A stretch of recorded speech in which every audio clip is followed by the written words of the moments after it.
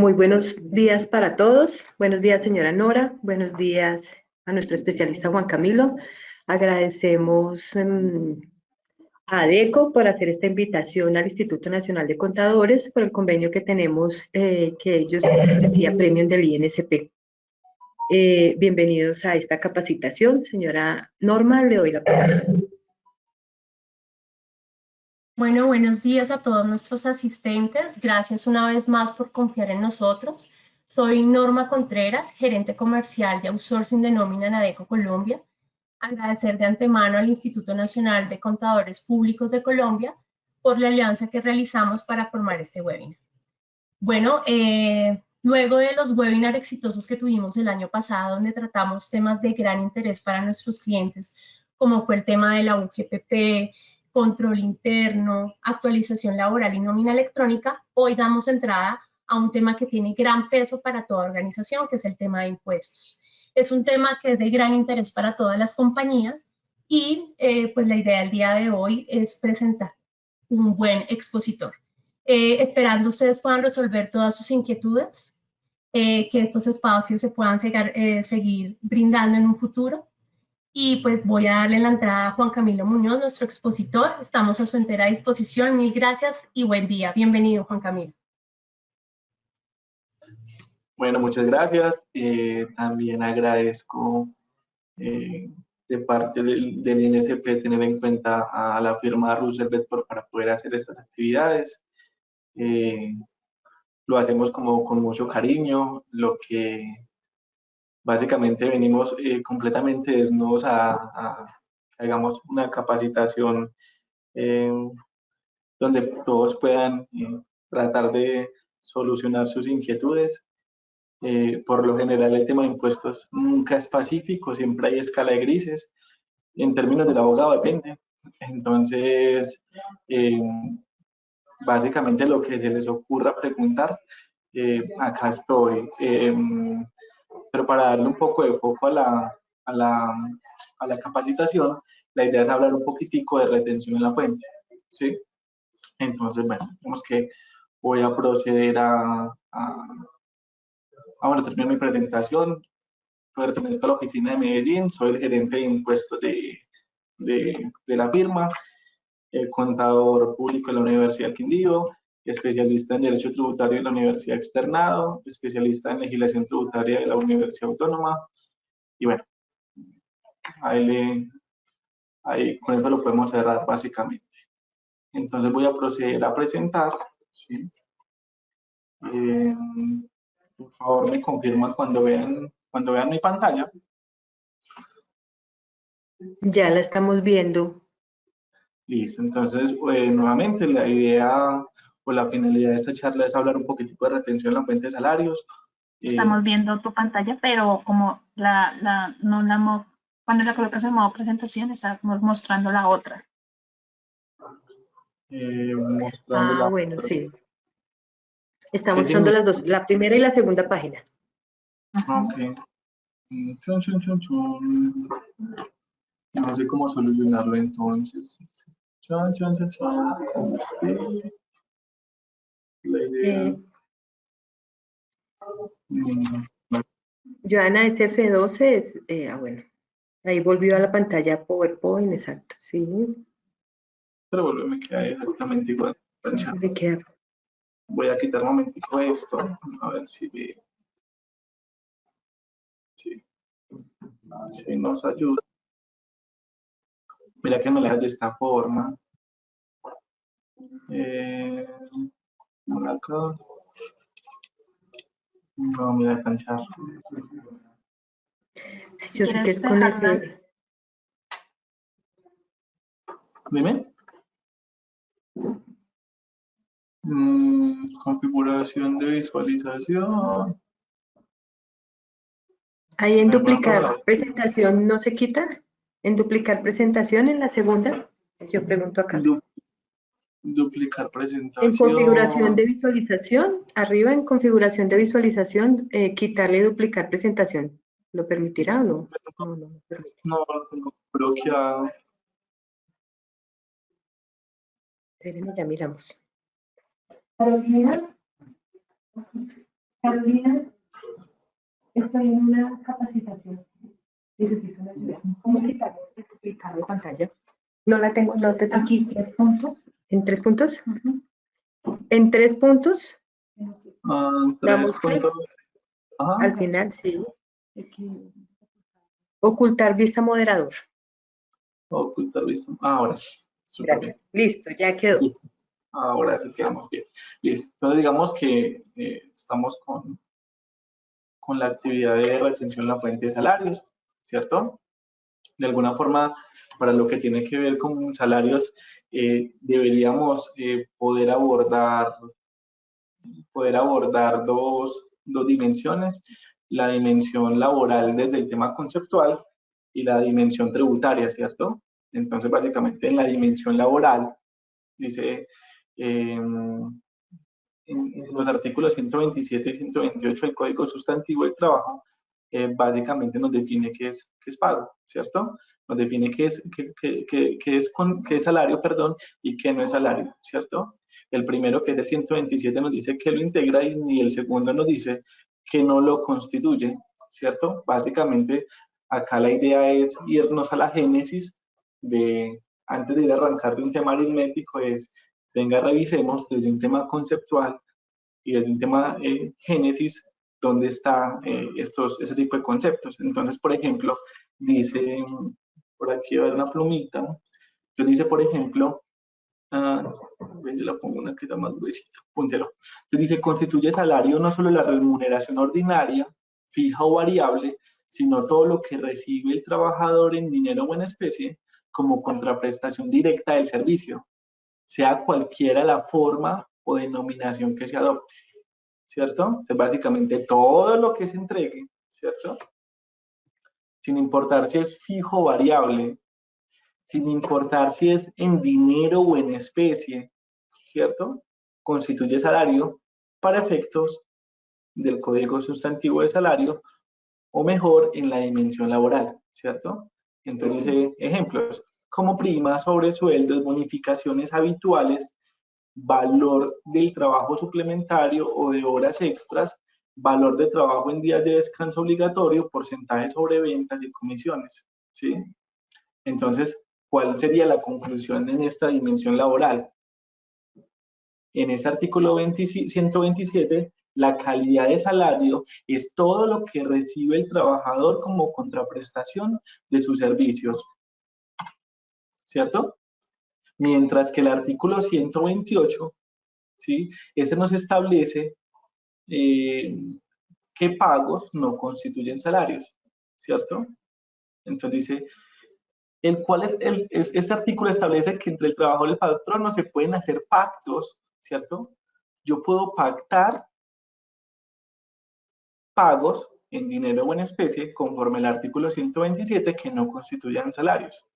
Pero nuevamente nos mantenemos en la dimensión laboral, hasta acá no hemos ido a esta dimensión tributaria. Entonces, ¿cuál sería la conclusión? Esta es una visión de la norma laboral y que no podría aplicarse de facto en lo tributario, pues las dos normas dan tratamientos diferentes a este concepto, ¿cierto? Entonces, el primer mensaje es, ejemplo, doy una bonificación que no constituye salario al amparo del artículo 30, creo, de la ley 1393, donde me hace la diferenciación del 60-40. Entonces, yo digo, listo, eso no constituye salario. Ok, no constituye salario en la dimensión laboral, más ello no implica entonces que no constituya salarios para efectos tributarios, ¿cierto? Entonces, leyendo un poquitico el artículo, dice, no constituye salario las sumas que ocasionalmente y por mera liberalidad recibe el trabajador del empleador como primas, bonificaciones o gratificaciones ocasionales, participaciones en utilidades, excedentes de las empresas, y lo que recibe en dinero o en especie no para su beneficio ni para enriquecer su patrimonio, sino para desempeñar a cabalidad sus funciones como gastos de representación, medios de transporte, elementos de trabajo y otros semejantes. Entonces, en comienzo, uno dice que los pagos no constitutivos de salario tienen una dimensión laboral y que no necesariamente me toca la dimensión tributaria. Sin embargo, acá deberíamos hacer como una especie de stop y vamos a tratar de pensar un poquitico más en esto y cómo podría eventualmente esto sí generar unas consecuencias tributarias, ¿cierto? Entonces, ejemplo, bonificaciones ocasionales, ¿cierto? Entonces, yo no soy laborista, sin embargo, uno sí puede encontrar como ciertos casos de una vez al año yo doy una bonificación, ¿cierto? Entonces, primera conclusión, ¿esto constituirá salario o no constituirá salario? Y en algunas empresas, ¿cierto? En algunas empresas dicen, ok, no constituye salario porque es ocasional, porque la damos una vez al año. Pero ¿qué sucede? La dan todos los años, ¿vale? Cuando tú la das todos los años, entonces básicamente acá estaríamos dentro de lo que diría el 127 bonificaciones habituales, ¿cierto? El hecho de que la des una vez al año, hay empresas donde digamos en esta firma, pues como a manera de ejemplo, todos los septiembre dan una bonificación, todos los septiembre, una vez al año. Es habitual, es ocasional, ¿cierto? ¿Y cuáles son las incidencias de estas? Pues digamos que sí o sí el componente de bonificación será grabado para efectos tributarios, ¿cierto? Como lo vamos a ver más adelante. Pero entonces, ¿cuáles son las consecuencias? ¿Cierto? Digamos que en principio hay un tema laboral con un tema de UGPP, que me pagaste, no me pagaste, aportes a seguridad social por este concepto. Sin embargo, venga, que no lo estás haciendo en la dimensión laboral, pero eventualmente no vas a tener de esta misma forma, para efectos tributarios, estas deducciones por concepto ¿cómo se dice? Por concepto de seguridad social, como los ingresos no constitutivos. Entonces, ahí a grosso modo, ¿cierto? Lo que tenemos en la dimensión laboral en concepto de salario, ¿cierto? También dice este 128,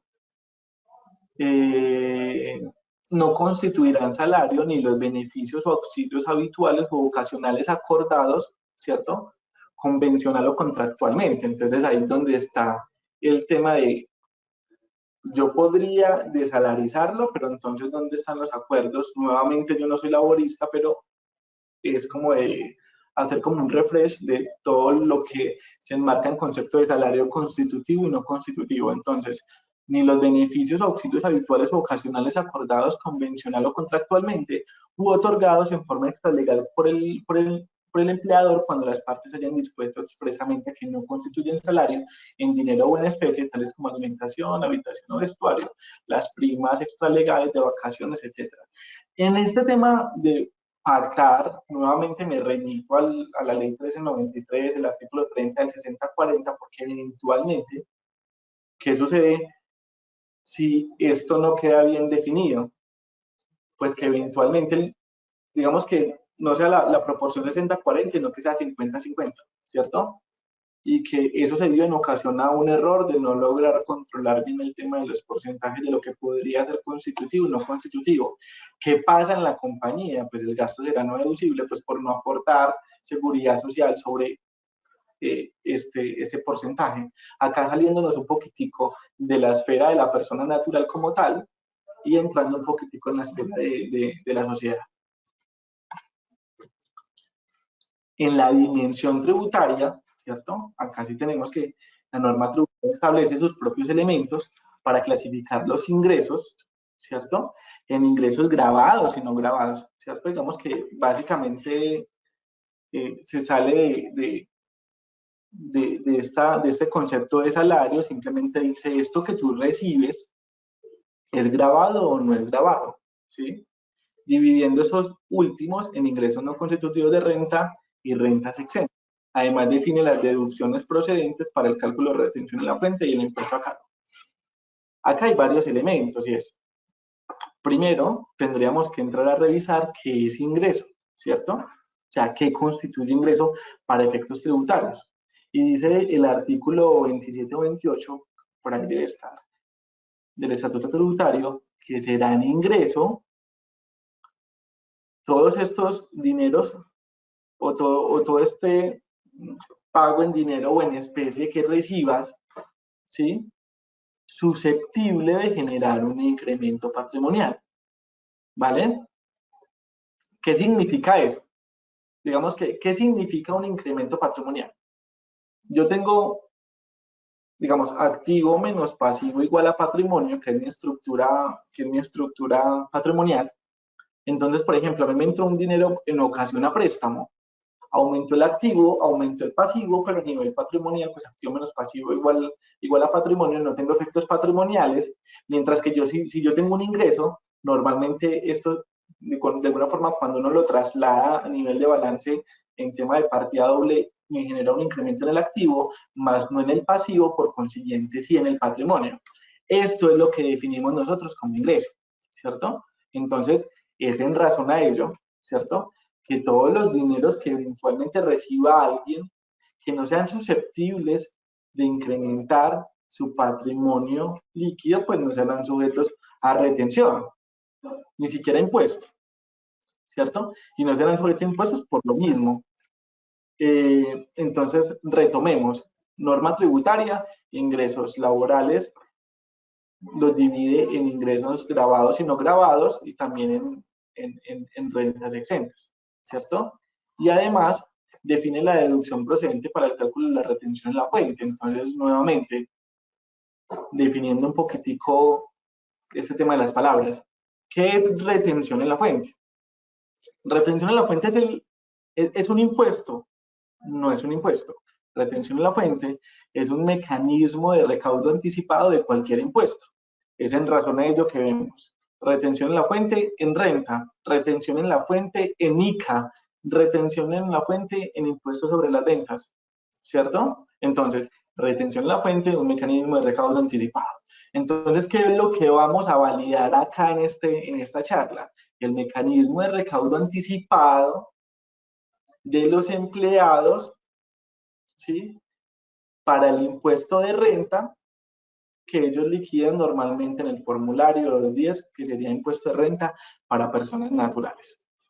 Dentro de esto, y apresurándome un poquito, normalmente la gente tiende a hacerle un poco el quite a la retención en la fuente buscando estrategias para disminuirlo. Sin embargo, todo lo que logran disminuir, ese efecto en caja lo ven al año siguiente cuando tienen que pagar grandes sumas de dinero por concepto de impuestos. Adicionalmente, esto viéndolo desde la esfera persona-empleado, si lo vemos desde la persona-sociedad, ¿cierto? Persona jurídica, sociedad.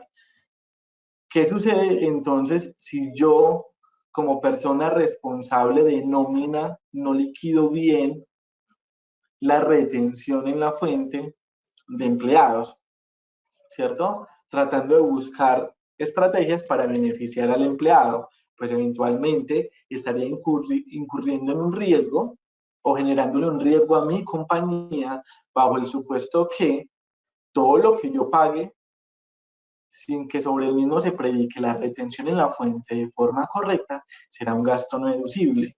Y adicionalmente, el agente de retención, es decir, esa persona que es el intermediario del Estado para recaudar de manera anticipada el impuesto y entregarlo a las cuentas del Estado,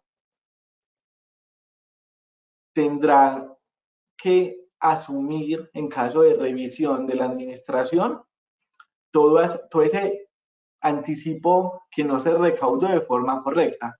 Me explico. Yo liquido la nómina de Joaquín. Entonces Joaquín y yo somos amigos, trato de buscar la forma de practicar una menor retención en la fuente, ¿cierto? Llega la DIAN, me revisa, me dice, vos no lo hiciste bien, modifica tu valor de retención, modifica tu declaración y eventualmente, si pertenece a un año anterior, tu gasto podría ser no deducible, entonces estarías comprometiendo un poco ya de alguna forma la seguridad fiscal de la compañía. Entonces, volviendo, ya hablamos de salario en la dimensión laboral, en la dimensión tributaria hablamos de ingresos laborales, ¿sí? Ya no salarios, sino ingresos laborales, y que los mismos pueden ser grabados y no grabados, y que sobre los mismos se puede entender que existen algo que se llaman las rentas exentas, ¿sí? Como de excepción. Bajo este supuesto, en la dimensión o en el mundo tributario, normalmente uno tiene dos formas de ganar dinero, sea a través de rentas activas, ¿sí? O de rentas pasivas, ¿cierto? Las rentas pasivas son el dinero que genera la misma inversión del dinero, como un resumen súper rápido. Mientras que las rentas activas, yo tendré que hacer algo para una actividad física, si así se quiere, para yo generar dinero. Entonces, cuando hablamos del artículo 103, ¿cierto? Y en este se hablan de las rentas de trabajo, tiene la siguiente definición. Serán las obtenidas por personas naturales por concepto de salarios, comisiones, prestaciones sociales, viáticos, gastos de representación, honorarios, emolumentos eclesiásticos, compensaciones recibidas por trabajo asociado y en general, que para mí es lo más importante a la hora de hacer cualquier tipo de revisión de estas, las compensaciones por servicios personales, ¿cierto? Que esta es la definición que un día como hoy, luego lo vamos a ver, puede, mejor dicho, me enmarca personas que me cobran honorarios y a quienes debería aplicarles la retención en la fuente como si fuesen empleados, básicamente.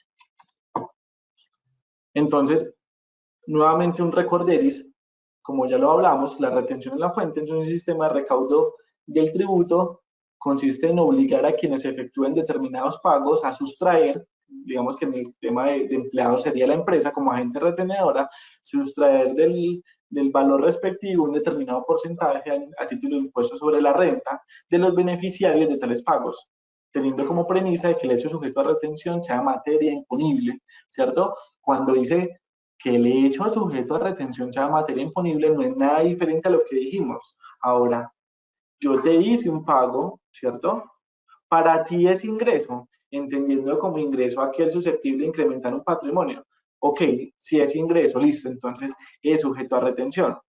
Te hice un pago y este pago no está, no es susceptible de generarte un incremento patrimonial neto, entonces no está sujeto a retención. Ejemplo, los reintegros, ¿cierto? Alguien se gastó un dinero, yo se lo estoy reintegrando. ¿Tengo que practicarle retención? En comienzo no. ¿Bajo qué supuesto? Para esta persona no es ingreso, ¿cierto? Entonces no es un hecho económico sujeto a materia imponible, ¿cierto? Dentro de la finalidad que tiene el 367, que fue lo que lo acabamos de que ha sido como redundante, la finalidad de la retención en la fuente tiene por objeto conseguir de forma gradual que el impuesto se recaude en lo posible dentro del mismo ejercicio gravable en el que se cause, ¿cierto? Nuevamente, que acá pasan varios elementos y si eventualmente hay tenemos contadores que para efectos de retención en la fuente puedan tener la siguiente situación que voy a comentar, les va a funcionar. La retención en la fuente tiene por objeto conseguir en forma gradual que el impuesto se recaude en lo posible dentro del mismo ejercicio gravable que se cause, ¿cierto? Entonces, por ejemplo, también aplicaría para efectos de alguien por honorarios. Estamos en el mes de diciembre. Llega una persona natural que me presta honorarios por X labor, no importa, llamémoslo honorarios, ¿cierto? Pero esa persona a su vez no tiene subcontratados o más personas, razón por la cual yo debería poderle aplicar la retención en la fuente. Sin embargo, a mí no me ha llegado la factura, ¿cierto? No me ha llegado la factura. Y esto genera una dicotomía súper interesante en el siguiente sentido. La empresa debe recaudar provisionar el gasto, claro, para poder que le quede asociado dentro del año, ¿cierto? Si tiene impuesto, debería causarlo de manera anticipada. Por ejemplo, el impuesto sobre las ventas, debería causarlo, reconocerlo. digamos que en comienzo sí, porque ya me prestaron el servicio, ¿cierto? Efectos de retención en la fuente. ¿Debería yo practicarle retención en la fuente a esta persona? Uno en comienzo dice que sí, ¿cierto? Sin embargo, esta persona ni siquiera me ha mandado la factura. Esa persona ni siquiera me ha mandado la factura. Esa persona probablemente me mande la factura en el mes de enero. ¿Qué sucede?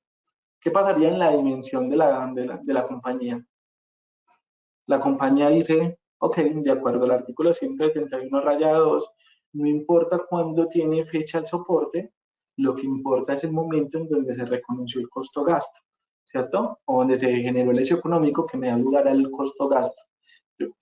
Sería mejor decirlo de esta forma, ¿cierto? Y una de las condiciones también de la retención en la fuente es esa, ¿cierto? Que el pago, una de las condiciones de la deducibilidad es el tema de retención en la fuente. Pero ¿qué pasa, por ejemplo, que si yo me voy más adelante, me voy un poquitico más adelante, donde dice que, bueno, yo creo que más adelante lo vamos a ver, pero el problema radica en que para efectos laborales, ¿cierto?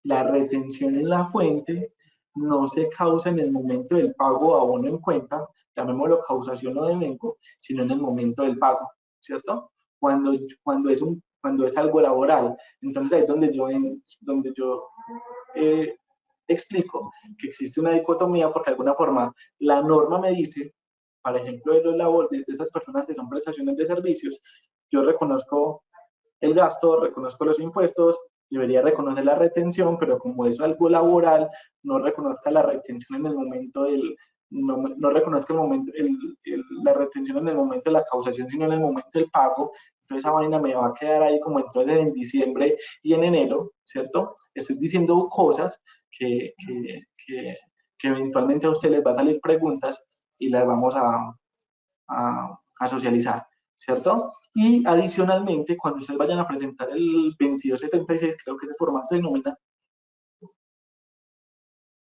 ¿qué van a reportar, cierto?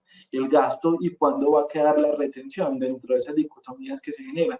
Y adicionalmente, para la persona natural, se vuelve un tema súper complicado del siguiente sentido. Me reportan, me va a salir el ingreso, ¿cierto? Pero no me va a salir la retención en caso de que yo sea súper estricto y practique la retención en la fuente para efectos de pagos laborales en el momento del pago y no de la causación, ¿cierto? En conclusión,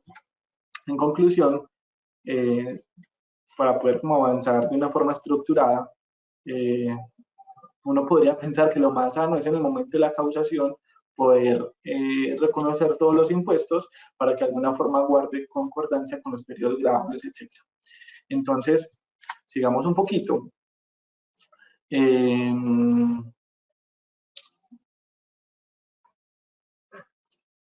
Hasta la ley... Tenemos una pregunta. Dice la señora Luz Dari Quiroga, dice, ¿el reembolso de transporte hace base para retención en la fuente?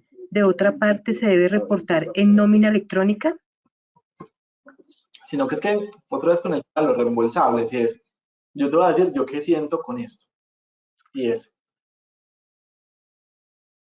uno, por ejemplo, con el tema del transporte, como mínimo debería tener algún tipo de soporte, pero en la vida real eso no pasa, ¿cierto? Eso no pasa. Luego entonces, normalmente, ¿cómo se legaliza eso? Normalmente lo legalizan con una cuenta de cobro a nombre de la persona, ¿cierto? Cuando lo estamos haciendo a nombre de la persona, ¿sí? Básicamente, uno lo podría estar, o la persona podría estarse viendo inmersa en una situación donde básicamente para ella sería ingreso y razón por la cual sería sujeto a retención. ¿Qué sucede? ¿Cuál debería o cuál es el deber ser? Que en el momento que ya me reintegro, ¿cierto? Si yo estoy realmente reintegrando algo, ¿yo qué debería de hacer? La persona me trae a mí la cuenta de cobro, pero me relaciona a los terceros a quien le pagó. Yo contablemente, ¿qué debería de hacer? ¿Cierto? Debería ir a registrarle el gasto a cada una de las personas que yo les pagué, ¿cierto? Porque, digamos, si uno la ve de una forma como legal, si así se quiere, cuando la persona empleado está haciendo gastos en nombre de la compañía, ¿cierto? Básicamente hay uno que podría estar pensando que se configura rápidamente una especie de contrato de mandato, ¿cierto? Para hacer unas actividades puntuales, ¿cierto? Y los mandatos no necesariamente tienen que ser escritos, hay mandatos verbales. A donde yo los quiero llevar, que es como siempre mi discurso, es el primero. Antes de analizar este tipo de cosas, uno que debería estar, o cualquier situación en temas tributarios, uno debería decir, primero, legalmente, ¿qué es lo que está sucediendo? ¿Cierto? Luego de ese entendimiento legal, que es como la base de todo, ahí sí nos vamos para el espectro contable. ¿Qué debería yo volver numérico de esto que es acordado? ¿Cierto? Y de último, tendríamos todo este esquema que sería el tributario, que no es nada diferente de una consecuencia jurídica de lo contable y a su vez este sería una consecuencia jurídica de lo legal. En conclusión, si es una persona natural que entrega una cuenta de cobro, ¿cierto? Y esta está a su nombre y está reembolsando, si tú le cargas eso a nombre del tercero, ¿cierto? Básicamente eso podría entenderse desde el tema de reembolsables, de que lo estarías volviendo, le estarías incrementando la base a este en razón a eso. Sí, no sé si fui como suficientemente claro con todo.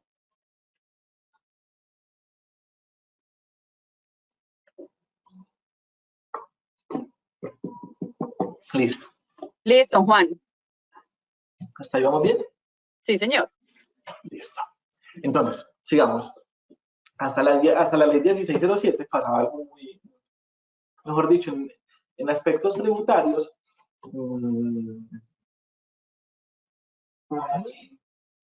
yo tengo como vida útil desde la ley 1429 del 2010 en temas tributarios. Entonces ha pasado la ley 1429 del 2010, 1607 del 2012, 1739 del 2014, 1819 del 2016, 1945, 2010 y la 2155. Ya me han tocado 7 reformas tributarias. Y dentro de esas 7 reformas tributarias, para mí han habido 2 que son estructurales. Cuando hablan de estructurales es porque realmente están moviendo bases, pues no hay un edificio que le hacen una remodelación, sino que tumbemos este edificio y le montamos nuevos cimientos, ¿vale?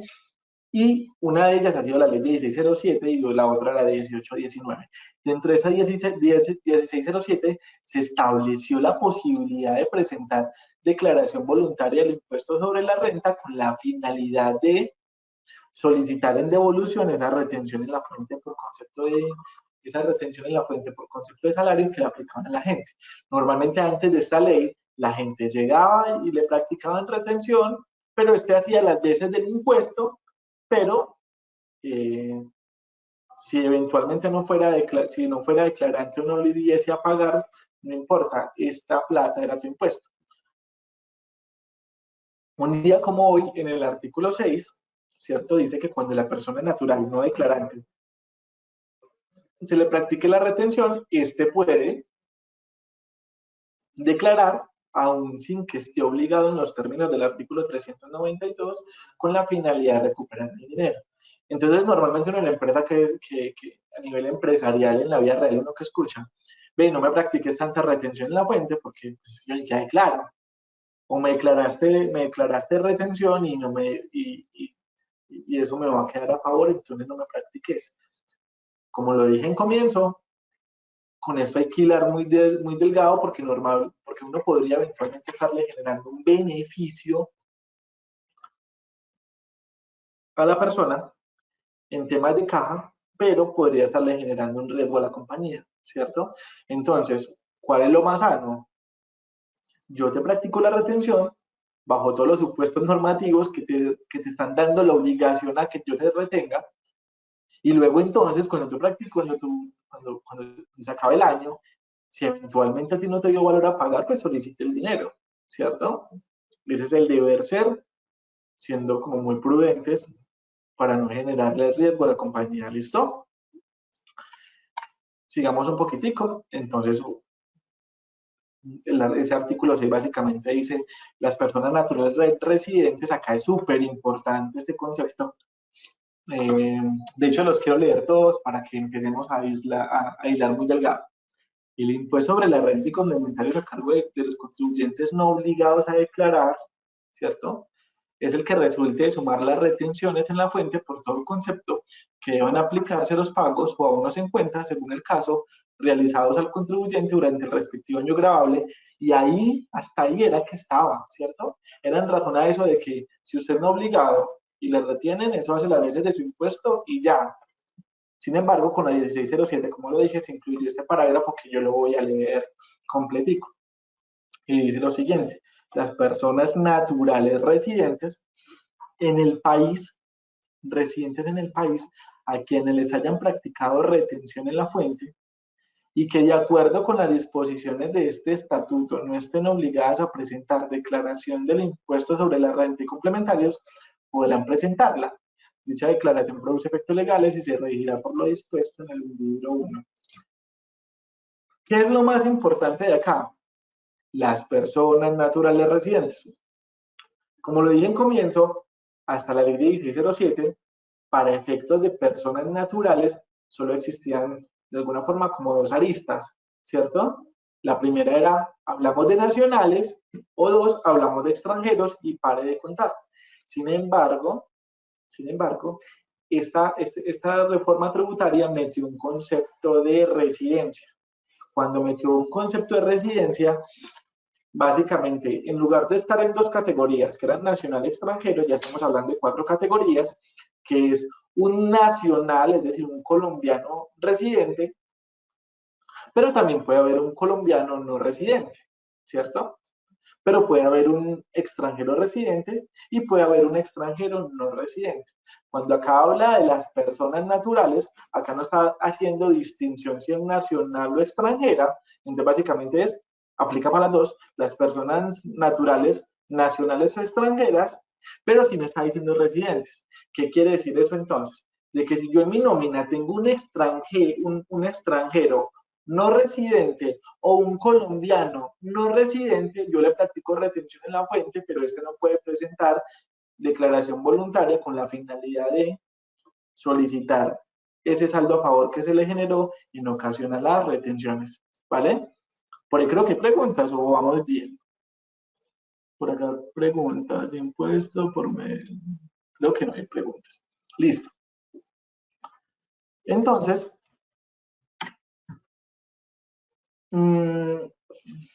este artículo 32 del decreto 88 de 1988, ¿cierto? Esta vaina todavía está vigente, ¿cierto? Dice que la retención en la fuente en salarios debe aplicarse sobre el respectivo pago y no sobre la causación, y está en este artículo. Este artículo dice, la retención en la fuente sobre salarios y demás ingresos originados en la relación laboral o legal reglamentaria a que se refiere el decreto 2524 del 87 deberá efectuarse en el momento del respectivo pago, y es aquí donde yo les ponía que hay una dicotomía, como me escuchan. Entonces, si yo cojo si hago el ingreso, contrato a alguien por prestación de servicios, ¿cierto? Bajo la dimensión tributaria, eso es un ingreso laboral. Entonces, podría uno pensar, todo lo que les estoy diciendo es desde un tema académico, pero la parte práctica es el momento de la causación del gasto, métale todos los impuestos. Pero acá simplemente es como para tratar de pensar algo diferente, ¿cierto? Entonces, si esto constituye una renta de trabajo, entonces, ¿cómo hago con el efecto de la retención? Que lo hablamos ahorita, me queda en un periodo cuando me trajo la factura, o en el momento, porque en enero fue que le hice el pago, o en febrero que le hice el pago, y en enero me trajo la factura, pero el servicio me lo prestó ¿cómo se llama? En diciembre, ¿cierto? Todo esto es simplemente como de las cosas que se comienzan a generar en ocasión a las modificaciones de las normas cuando hay unas que de alguna forma son muy viejitas y están vigentes. de alguna forma, temas súper prácticos, temas súper racionales al momento del pago, al momento de la causación, causa los impuestos, tanto IVA, tanto ICA, lo que aplique, tanto lo que tiene que ver con retención en la fuente, que es lo que estamos viendo en este momento.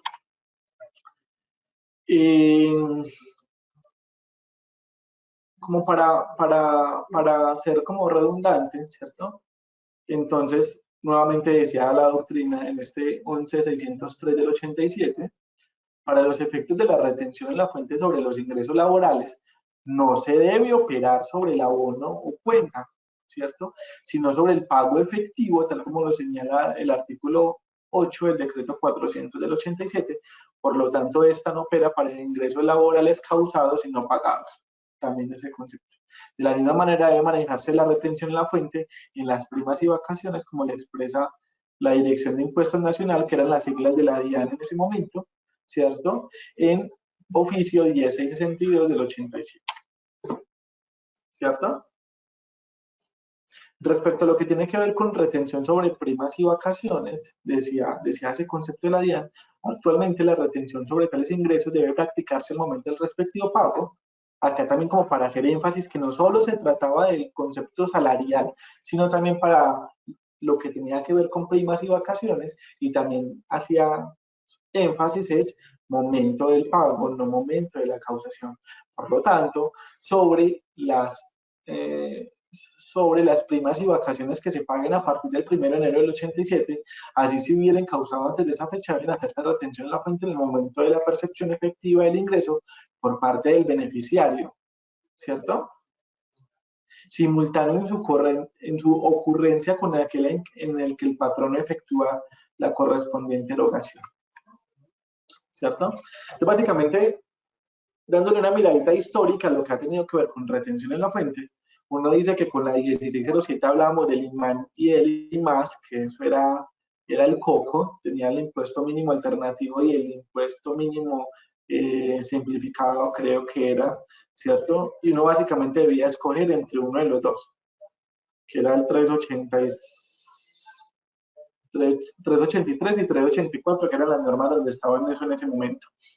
Luego, a través de la ley 1819, salieron 5 cédulas, ¿cierto? Ya se manejó el impuesto por el mecanismo cedular. Entonces estamos hablando de rentas de trabajo, rentas de pensiones no laborales, de capital y dividendos, ¿cierto? ¿Qué es lo más importante de ahí? Que en ese momento las personas naturales que contrataran 2 o más personas iban a no laborales en ese momento. Un día como hoy, acá hablando de impuesto de renta, un poquito también del impuesto de renta, es un día como hoy las personas naturales a quienes perciban dinero por compensación en servicios personales, servicios, honorarios, etcétera. Otra vez, renta, no retención en la fuente, renta. Quienes contraten 2 o más personas o menos de 2 personas, se irán a la cédula de rentas de trabajo. Sin embargo, para efectos de retención en la fuente, solo podrán estar sujetas, ¿sí?, a ese procedimiento de retención aquellas personas naturales quienes perciban ingresos por compensación de servicios personales y que no contraten 2 o más personas, ¿cierto? Ahí, para hacer la diferenciación entre uno y otro. Conclusión, si bien cualquier honorario se va a rentas de trabajo un día como hoy, ¿cierto? Porque se va a la cédula general, para efectos de retención en la fuente solo aplican los procedimientos 1, ¿cierto? Para aquel que no contrate 2 o más personas, básicamente eso es lo que dice la norma. Pero eso era lo que pasaba en la ley 1819, ¿cierto? En la ley 1943 ya hubo el cambio de vamos a simplificar esto, ¿cierto? Y estas rentas de trabajo, las no laborales y las de capital, las vamos a meter en este bloque que se llaman cédula general, ¿cierto? Y luego entonces vamos a mantener una cédula independiente para pensiones y vamos a mantener una cédula independiente para dividendos. Luego esta ley fue declarada inexequible, posteriormente entró a regir la ley 2010, la cual mantuvo de alguna forma esa estructura que propuso la ley 1943. ¿Cuál fue la finalidad de incluir trabajo no laborales y capital en una sola que se llama general? De alguna forma, la finalidad para efectos del impuesto sobre la renta, no de retención, fue mantener o de alguna forma controlar un poco más el tema de los límites de deducibilidad y de exenciones, porque si estaban independientes, es como si hubiese mucho beneficio para el trabajador o para la persona natural mejor, y a través de esa forma encontraron un mecanismo para aumentar el recaudo del impuesto. Esto, en resumen, es lo que pasó en 2012, ¿sí? Y lo que tenemos hasta un día como hoy, que es 2022. ¿Cierto?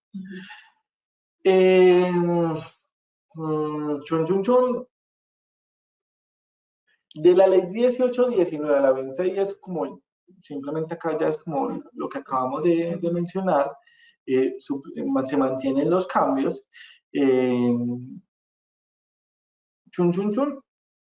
Listo, no, acá básicamente en esa diapositiva tenemos lo que ya les expliqué en la diapositiva anterior.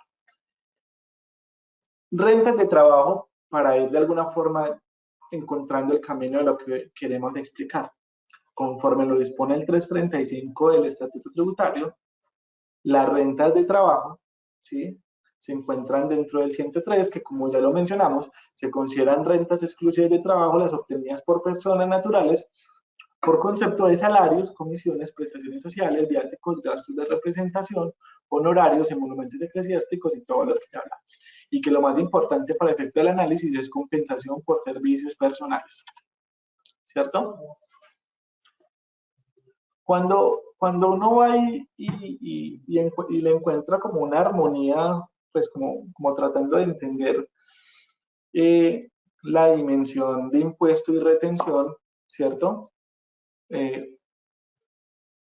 Un día como hoy, uno va y lee el artículo 336, ¿cierto? Que a efectos del impuesto sobre la renta, en ocasión a la renta, a la general, me dice lo siguiente: para efectos de establecer la renta líquida de la cédula general, se seguirán las siguientes reglas.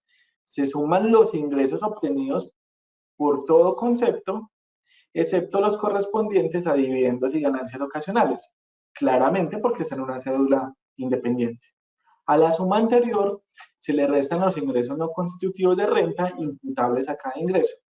Al valor resultante, ingresos netos, podrá restarse todas las rentas exentas y las deducciones especiales imputables a esta cédula siempre que no excedan el 40% del numeral anterior, que en todo caso no puede exceder las 5.040 o 20. Esta es la estructura que un día como hoy nos trae el artículo 336, que cuando vamos y lo revisamos para efectos de retención en la fuente, pues básicamente es congruente la forma en cómo yo recaudo el impuesto de manera anticipada con la forma en cómo yo lo declaro en el momento en que va a como cumplir la obligación. Juan, tenemos una pregunta. ¿Te la leemos de una vez? De una vez. Perfecto. Entonces vamos con Adriana Ladino. ¿Qué pasa si un colaborador sale de viaje y le hago un reintegro por los gastos de viaje ocasionados? ¿Están grabados con el impuesto de renta? Tengo el caso en el cual un colaborador fue a realizar un viaje donde alquiló una lancha por 2 millones de pesos, pero él no hizo retención. ¿Yo debo hacerle esa retención a él? Hay varias cosas, ¿cierto? El primero es la persona, vamos a dibujarlo, ¿cierto? Entonces hay una persona que es colombiana, que se ve para el exterior, voy a poner el ejemplo de Estados Unidos, y está en Miami, y en Miami alquiló una lancha, ¿cierto? Y allá realizó un respectivo pago. Entonces, me están preguntando por la retención en la fuente que debió haberle aplicado el empleado al dueño de las lanchas en Estados Unidos. Para efectos de retención en la fuente, nuevamente yo debo revisar si esta persona que está recibiendo el ingreso, es decir, el gringo en Miami, dueño de las lanchas, si para este es un ingreso gravable, ¿cierto? Y en principio uno dice que sí, para él es un ingreso. Sin embargo, hay otro tipo de artículos donde dice que solo serán sujetos a impuestos en Colombia los ingresos de fuente nacional, ¿cierto? De fuente nacional colombiana. Este pago que está recibiendo la persona americana en Estados Unidos no es sujeto a impuesto en Colombia, ¿cierto? Porque no es ni un servicio que esté prestando en Colombia. De hecho, ¿dónde está el estatuto? Cuando uno mira el artículo 24 que dice que ingresos se entienden percibidos en Colombia y son sujetos a impuesto, el artículo 24 dice: se consideran ingresos de fuente nacional los provenientes de la explotación de bienes materiales e inmateriales dentro del país y la prestación del servicio dentro de su territorio. ¿Sí? Entonces dice, prestación de servicios dentro de su territorio, es decir, Colombia, de manera permanente o transitoria con o sin establecimiento de comercio. También constituyen ingresos los obtenidos por la enajenación de bienes materiales e inmateriales a cualquier título que se encuentren dentro del país. En resumen, esa situación que está pasando en Estados Unidos, si bien hay una prestación de servicio, no es una prestación de servicio en Colombia, ¿vale? Es una prestación de servicio allá en Miami, para el ejemplo que estoy poniendo. Por consiguiente, ese dinero que está recibiendo el americano no es un ingreso sujeto a impuesto a Colombia, y como no es un ingreso sujeto a impuesto en Colombia, y entendiendo que la retención en la fuente es un mecanismo de recaudo anticipado del impuesto, pues no hay lugar a retención en la fuente, ¿cierto? Básicamente esa sería la respuesta. Conclusión, la persona me trae a mí la factura, ¿cierto? Me trae la factura a nombre de la persona del yate, ¿cierto? Y yo cargo el gasto, yo como empresa cargo el gasto, no a nombre de mi empleado, y no hay lugar a retención en la fuente, ¿cierto? No sé si haya sido lo suficientemente claro.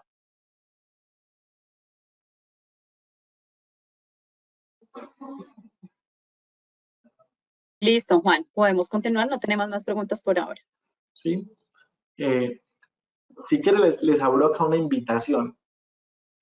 Y es todo aquel que tenga preguntas, escríbelas. Creo que no sé cuántas personas hay conectadas, pero todo aquel que tenga preguntas, sin importar si se relaciona bien con ese tema que estamos o no, pues yo les propongo que me las comenten y la respondemos de una, pues en la medida que podamos. ¿Listo? Entonces, artículo 336, básicamente dice que en la depuración de las rentas no laborales y rentas de capital se pueden restar los costos y gastos. Esto no tiene nada que ver con las rentas de trabajo, lo voy a pasar. Sin embargo, sí es importante aclarar que para efectos de retención en la fuente, pues de trabajos, como es la invitación que trajimos, pues también aplicaría la renta exenta al 25%. Entiéndase renta exenta aquel ingreso que no es sujeto de impuesto, ¿cierto?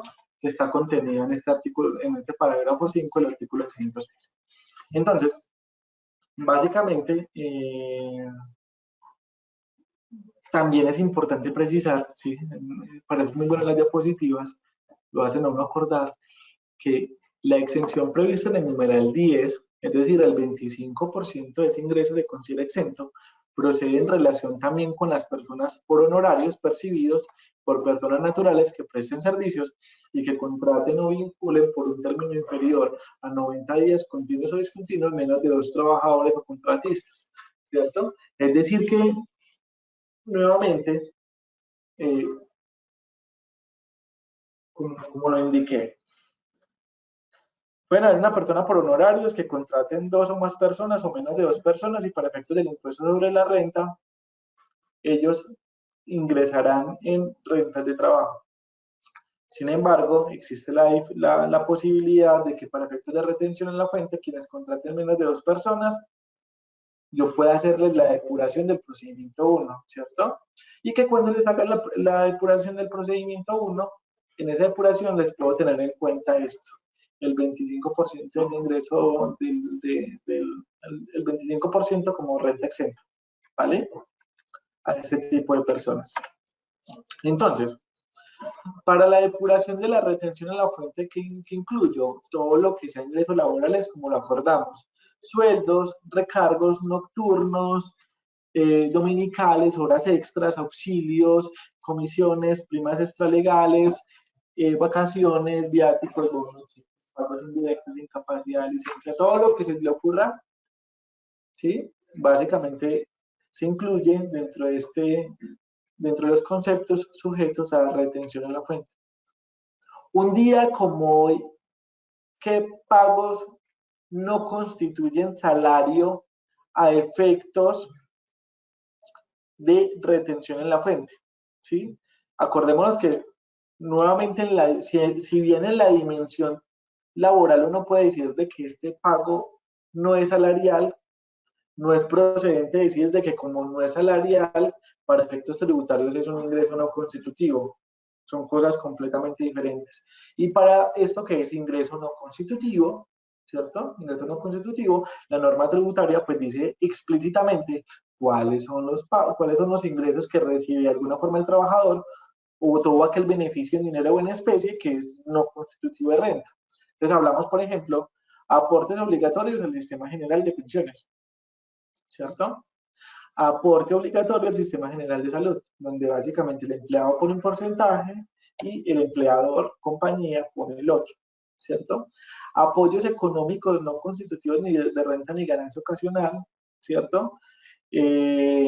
Por ejemplo, el artículo 387 dice disminución de la base de retención por pagos a terceros por concepto de alimentación. Eso es un ingreso no constitutivo, ¿cierto? Y básicamente en este oficio de la DIAN, ¿cierto? El 4884 del 2017, la DIAN dijo, básicamente es, no se enreden. Lo único que es no constitutivo es esto, que está contenido en este oficio y lo pueden apuntar también en caso de que lo requieran. Ahora, ¿cuáles son aquellos ingresos que son exentos, ¿cierto? Como exceptuados, si así se quiere, de la depuración de retención en la fuente?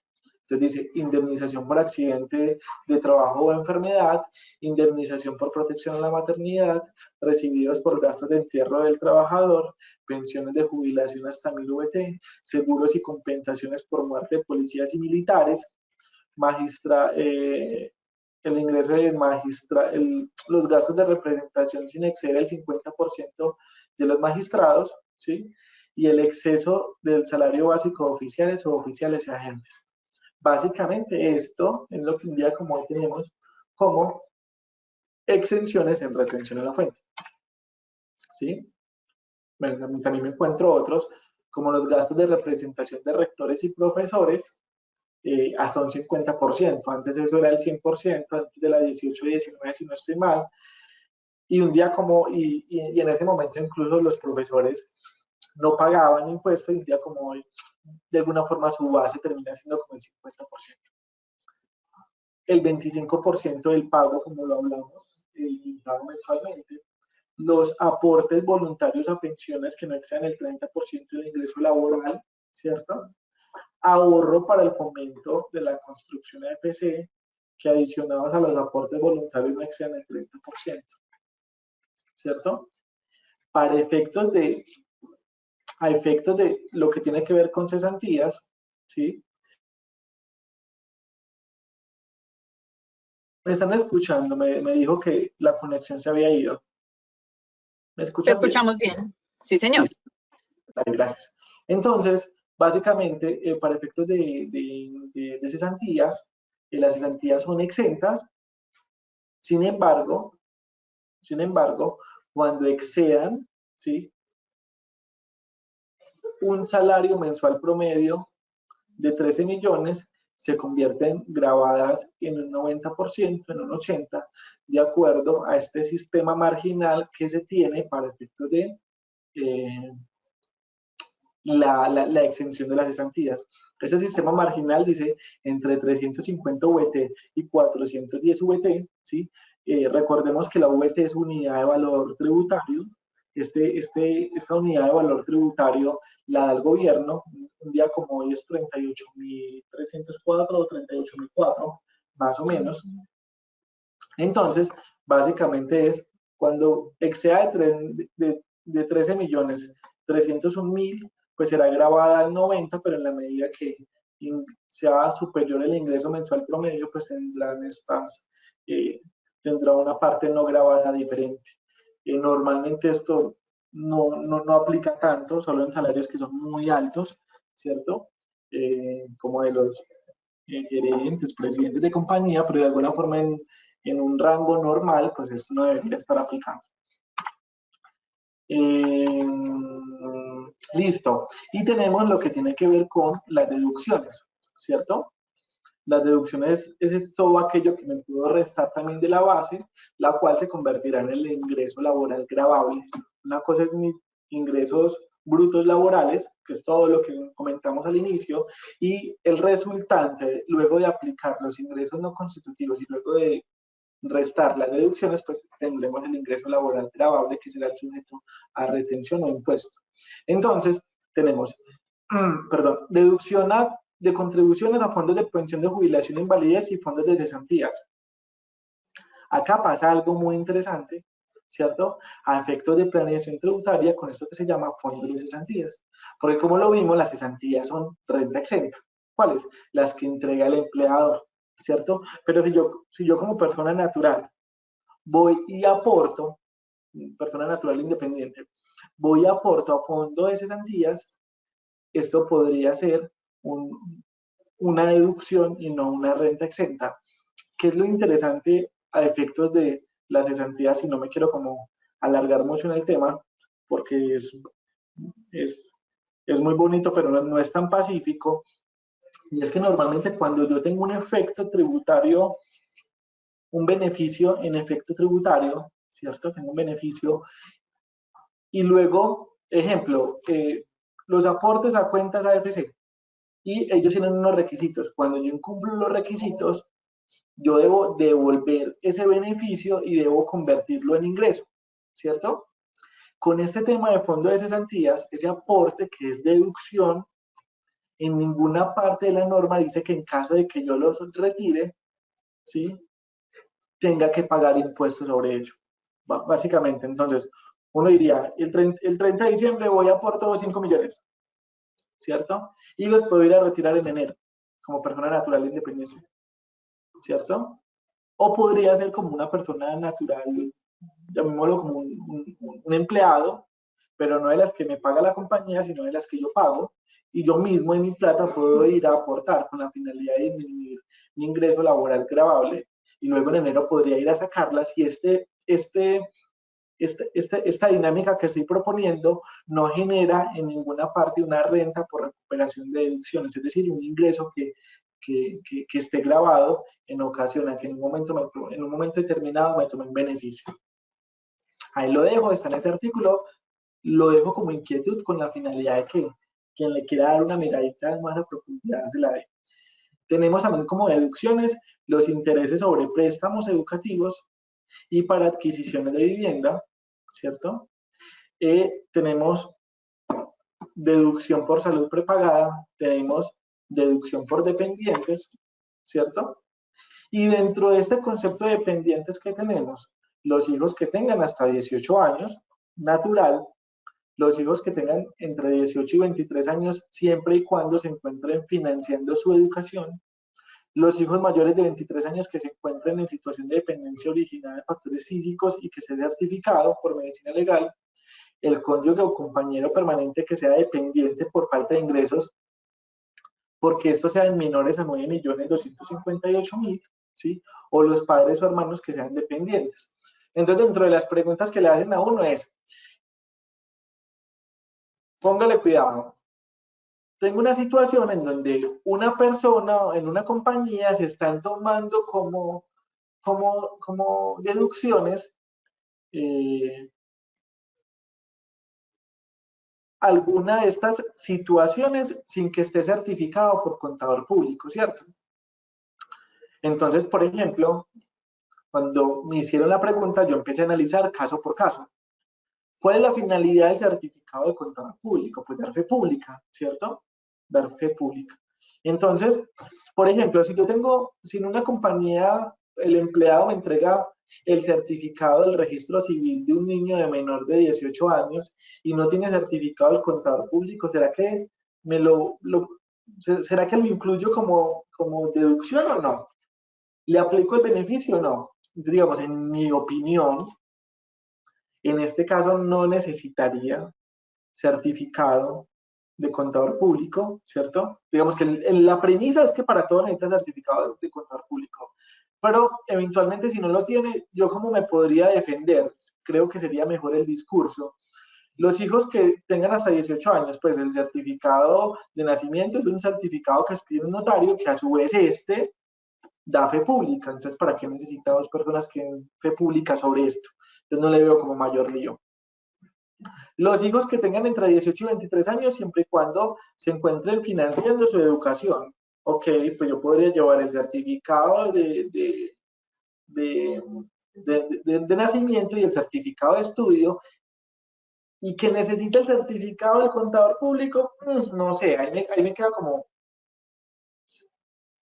sí, no, ¿cierto? Digamos que por un tema de prudencia, todo sí, pero por un tema de cómo me defiendo en caso tal que no lo tenga, pues simplemente tengo el certificado de nacimiento, prueba que es mi hijo que tiene entre 18 y 23 y el certificado de estudio.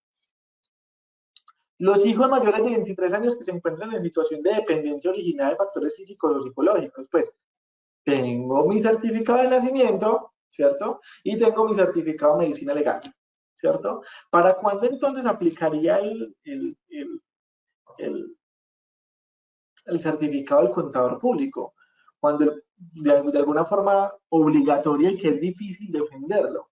El cónyuge o compañero permanente por falta de ingresos o que estos sean inferiores a 9.258.000 pesos, ¿cierto? Esto lo tiene que certificar un contador, ¿cierto? O por dependencia originada de factores físicos o psicológicos, pues aquí ya sería el de medicina legal. Los padres o hermanos que sean dependientes por falta de ingresos, el del contador público. O por dependencia originada de factores físicos o psicológicos, pues acá sería el de medicina legal, ¿cierto? Eso en cuanto a lo que tiene que ver como dependientes, ¿sí? Cosas interesantes. Y es, dentro de la norma tributaria, uno encuentra, ¿cierto? Uno encuentra diferencias, o mejor dicho, artículos que hablan de ingreso laboral y otros que hablan de ingreso tributario, ¿cierto? Entonces, por ejemplo, en este oficio, el 31962 de 2007, se establece de un lado la diferencia entre el concepto de ingreso laboral e ingreso tributario y de otro se expresa qué elementos componen cada uno de estos conceptos, ¿cierto? Entonces el despacho en el 2000 señaló respecto al inciso 3 del 126 lo siguiente. Dice, la norma citada señala como ingreso no grabado el 30% del ingreso laboral o ingreso tributario, ¿cierto? Mira que acá le hacen una salvedad. Ingreso laboral o ingreso tributario según el caso. Es de entender que se distingue cuando se trata de aportes voluntarios efectuados por asalariados y trabajadores independientes. Para los asalariados constituye ingreso no grabado el 30% del ingreso laboral. Es decir, el cómputo se realiza sobre los ingresos derivados de una relación laboral o de una relación legal y reglamentaria. Para los profesionales independientes, el mencionado porcentaje se calcula sobre los ingresos tributarios del año, ¿cierto? Entonces, ejemplo, llega una persona natural que es empleada, y yo le estoy haciendo toda la depuración de retención en la fuente. Y entonces, como compañía, de alguna forma entre el sistema y relación empleado y empleador, la compañía le sustrae del pago los aportes que va a hacer por concepto de pensión voluntaria, de AFC, etcétera, ¿cierto? ¿Qué sucede entonces si el empleado me dice, mira, es que yo tengo unos arrendamientos y con esa plata de arrendamientos también aporta AFC? Cógeme ese certificado, por favor, e inclúyemelo acá en esta depuración. Y la respuesta para ese empleado, ¿cuál va a ser? No, porque dentro de esta depuración solo tenemos que tener en cuenta todo lo que tiene que ver con el ingreso laboral, ¿vale? Más no el ingreso tributario, ¿cierto? A contrario, sensu, como dirían los abogados, la persona independiente llega, ¿cierto? Y me entrega soportes. Dependiente, probablemente esta persona tenga otro tipo de rentas, y sobre esas rentas, ejemplo, arrendamientos, pague AFC, aporte AFC, a pensión voluntaria. Como para este independiente, yo tengo en cuenta el ingreso tributario, es decir, cualquier tipo de ingreso, pues tendría que tenerle en cuenta también este tipo le podría tener en cuenta este tipo de disminuciones al ingreso laboral gravable, ¿vale? En conclusión, si llega la persona con aportes diferentes a incluirlos dentro de la depuración de retención en la fuente, la respuesta es no, porque no provienen de un ingreso laboral, ¿vale? Entonces, dentro de esta depuración existen límites, ¿cierto? Límites de deducciones y exenciones. En comienzo, el primer límite es, yo tengo los ingresos brutos, le resto los ingresos no constitutivos y esto me da un ingreso neto gravable. Y sobre este ingreso neto gravable yo resto las rentas exentas y las deducciones, y esto tiene un tope de 40% o 5.040 VT, ¿cierto? Esto es lo que aplicaría en principio para efecto de límite de deducciones y exenciones, ¿cierto? Entonces, por ejemplo, vamos a hablar rápidamente. Límites de deducciones y exenciones. Hay una exención general que ya la vimos, 25%, limitada 240 VT mensual. Pensiones de jubilación limitada 1000 VT. Magistrados y fiscales 50%, jueces 25%, rectores y universidades 50%, otras exenciones, aportes voluntarios, fondos de pensión 30%, sin que supere 3.800 en el año, cotizaciones voluntarias al RAI, 25% ingreso laboral, 2.500 VT. Un día como hoy, y hace mucho tiempo, existen dos procedimientos de retención en la fuente, ¿cierto? Uno es el procedimiento 1, valga la redundancia, y dos era el 2. El primero tiene como finalidad yo establecer en el momento del pago el porcentaje que le voy a aplicar sobre este dinero o este beneficio en dinero o en especie que le voy a entregar. Mientras el procedimiento 2 lo que me invita es a establecer un porcentaje fijo, el cual aplicaré de forma semestral, ¿cierto? Básicamente existen esos dos procedimientos. Rápidamente, ¿sí? ¿Qué tenemos? Límite de deducciones y exenciones. Bueno, digamos, de alguna forma acá esta es como la depuración, y es, tengo total de ingresos. Este sería básicamente el esquema que aplicaría para el procedimiento 1, perdón. Entonces, total ingresos, básicamente 25 millones. Acá tengo el esquema de los ingresos no constitutivos, que para efectos de la dinámica tenemos 600.000 pesos por concepto de pensión, 600.000 pesos por concepto de salud, para un total de 1.200.000, ¿cierto? Este 1.200.000 se restaría al ingreso laboral, por lo cual yo tengo un ingreso neto gravable de 23.800.000.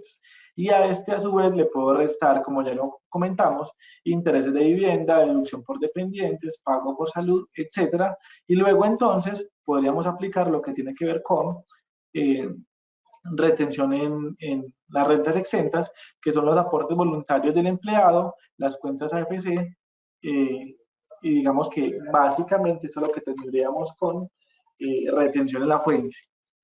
Dentro de las cosas que más generan inquietud, y con esto cerramos la charla, tiene que ver con los pagos inferiores a 30 días, ¿cierto? Normalmente en la práctica nos hemos dado cuenta de que hay eventualmente se cometen imprecisiones con este tipo de actividades. ¿Qué se debe de hacer para efectos de cuando yo tengo pagos inferiores a 30 días, ¿cierto? Lo primero que debo de hacer es proyectar este ingreso, ¿sí? Que, ejemplo, si son 5 millones por 20 días, pues proyectándolo a 30 días serían aproximadamente 7.500.000, ¿cierto? Y en esa misma medida se debe proyectar todo lo que tiene que ver con los ingresos no constitutivos y con las rentas exentas que le apliquen. A esto, entonces, se le generaría el ingreso laboral gravable, ¿cierto? Perdón, yo no tengo ese momento.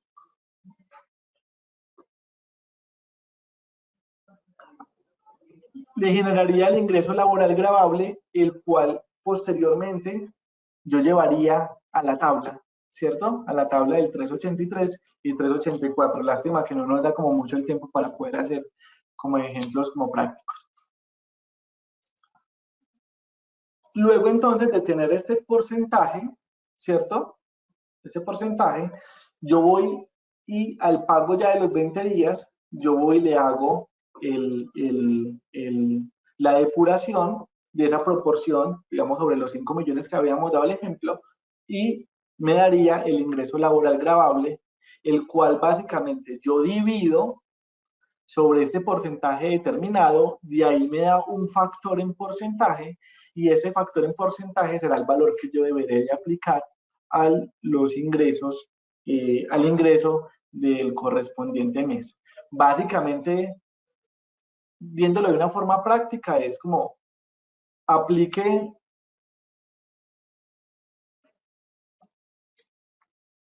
proyecte básicamente el ingreso, haga la depuración conforme de alguna forma el sistema 1, luego practíquele haga la depuración con base en el valor que tiene, divida el porcentaje de la tabla sobre el ingreso laboral gravable y ahí le daría el porcentaje aplicado.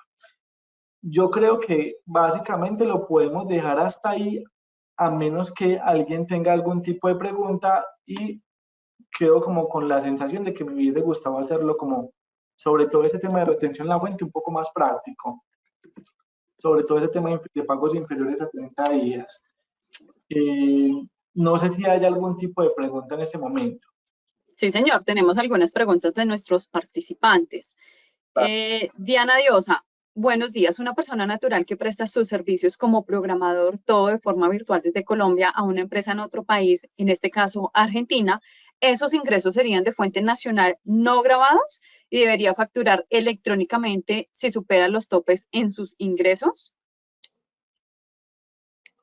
Otra vez, listo, vamos a hacerlo. Si uno va y mira el artículo 24, dice que son ingresos de fuente nacional los prestados en el país, ¿cierto? Estamos hablando de la dimensión en renta, ¿cierto? Entonces, esta persona tendrá que pagar sobre estos impuestos. Y básicamente esta persona es residente colombiano, porque todo lo hace desde Colombia, entonces no veo la razón por la cual no pague impuesto en Colombia. Respecto al tema de facturar, pues tendrá que facturar y está obligado a facturar, eso está en la resolución 13 básicamente. ¿Y quiénes en comienzo están obligados a facturar? Los responsables de IVA, ¿cierto? ¿Y quiénes son responsables de IVA? A grosso modo, aquellas personas que facturen en el año con el valor de hoy 133 millones de pesos, ¿cierto? Esa persona será responsable de IVA en temas de facturación. Y a su vez, yéndonos un poquitico más allá, porque esto tiene muchos condimentos, esto se debería entender como una exportación de servicios, por lo cual es un ingreso exento para esta persona natural, ¿cierto?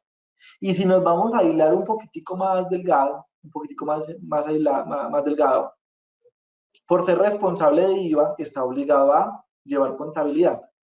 Recordemos que hay dos tipos, mejor dicho, hay dos dimensiones también en esto, de quién es obligado a llevar contabilidad y quién no, bajo la dimensión comercial y bajo la dimensión tributaria.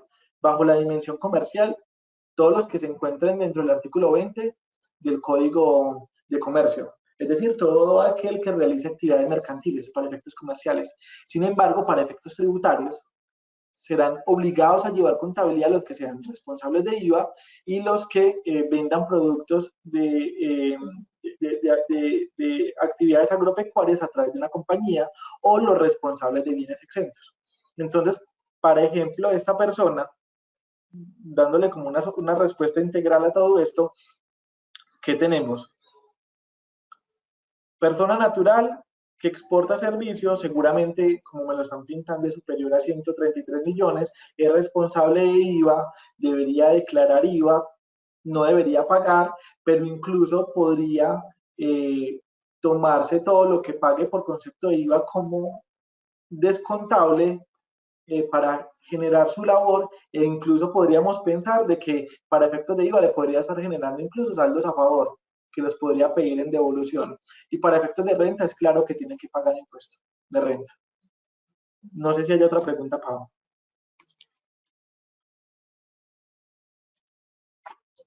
Y tenemos más preguntas. Entonces, vamos ahora con Leticia Llera. ¿Las dotaciones integran a la fuente si se pagan con tarjetas de Sivali? ¿Las qué? Las dotaciones. Dotaciones generan... Integran a la fuente si se pagan con tarjetas de Sivali. Pero es que las dotaciones es un gasto de la compañía, no es un gasto, o sea, no es un ingreso para el trabajador, ¿cierto? Que ahí donde estamos, que hay que ser como, nuevamente hay que ser muy rigurosos también desde el tema contable a quién le cargamos el gasto, porque pues, no es un ingreso para la persona, es simplemente una obligación del empleador de dar una dotación conforme a que unas normas legales. Punto. Ok. Perfecto. Continuamos entonces con Raúl Andrés López. ¿En qué norma está ese 30% de ingreso no grabado? El 4060. El 4060 es la ley 1393, artículo 30. Ok, perfecto. Igual aquí también esta sesión está siendo grabada, entonces nosotros vamos a enviarles la información a nuestros asistentes. Karen Sierra, en el caso de las liquidaciones de contrato, ¿se debe proyectar también las vacaciones? En las liquidaciones de contrato, no. No, porque sí o sí ya tiene derecho a las vacaciones. ¿Sí? Perfecto. Acuari Soler, buenos días. ¿En qué caso es más conveniente para el trabajador que le apliquen el procedimiento 1 o 2? Depende. En algunas ocasiones le da es mucho más cercano el valor a pagar el procedimiento 1 a unos contribuyentes que a otros. Normalmente, ¿qué debería de hacerse? Bueno, digamos que el primer mensaje es, uno no debería cambiar el procedimiento durante el año, ese es el primero. Y el segundo depende de la persona. Hay casos en donde nos hemos encontrado que les favorece mejor el procedimiento 1 o a otros el procedimiento 2. No tengo como una certeza de que a este tipo de personas, con este tipo de rango de salariales, no. Depende de las deducciones que tenga, las exenciones que tenga, lo que le apliquen a depuración. Perfecto. Diana Gómez, Buenos días. Una bonificación que se otorga vía bonos Big Pass se debe reportar en la nómina electrónica y se debe tener en cuenta como pago laboral base para Retefuente y Seguridad Social. Sino que es que bonificación Big Pass es como un ingreso, si es una bonificación es un pago de alimentación. Big Pass, me suena más como tema de alimentación. Y los ingresos de alimentación no constituyen, y esos pagos por alimentación no constituyen ingreso para la persona y son deducción para el empleado, razón para la cual debería estar en el 1001 más no en el 2276. Perfecto. Listo, no tenemos más preguntas por ahora. Entonces, a Juan Camilo, muchísimas gracias por habernos acompañado, a todos nuestros participantes también que aceptaron esta invitación. En nombre de ADECO, también nuestro sentimiento de gratitud por estar acá en sintonía con este sinfín de temas que van saliendo todo el tiempo y obviamente son temas coyunturales y de interés para cada uno de los profesionales en las organizaciones. Juan Camilo, muchísimas gracias. Dale, Pam, un abracito. Muchas gracias a todos y hasta luego. Vale. Bueno, a todos nuestros asistentes, en nombre del Instituto Nacional de Contadores, en nombre también de ADECO, gracias. Gracias por estar acá en sintonía. Esta es una de las sinfín de capacitaciones que vamos a desarrollar en conjunto con cada uno de ustedes. Por favor, estén muy pendientes de todas las comunicaciones que les va compartiendo ADECO para que estén en sintonía con todos estos temas tan transversales y coyunturales para nuestro día a día. Soy Paola Dorado del Instituto Nacional de Contadores. Espero que hayan tenido una excelente mañana académica. Espero verlos y encontrarnos en una próxima oportunidad. Buen día para todos. A todas las personas que estuvieron aquí también del equipo de ADECO tras bambalinas, muchísimas gracias. Lady Joana, a Norma Contreras, entre otros invitados especiales, muchísimas gracias. Y ahora sí, buen día para todos. Gracias, Juan. Buen día para ti.